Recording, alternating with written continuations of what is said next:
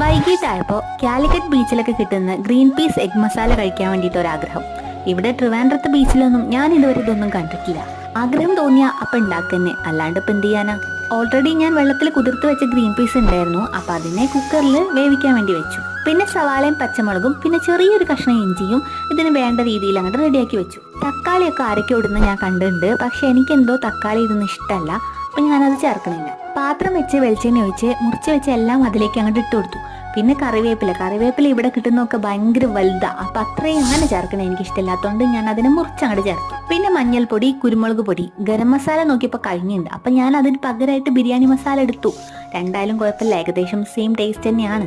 പിന്നെ 2 മുട്ടയും പൊട്ടിച്ച് വെച്ച് നന്നായിട്ട് ഇളക്കിയിട്ട് വേവിച്ച് വെച്ച ഗ്രീൻ പീസ് കൂടെ ചേർത്ത് കൊടുത്തു.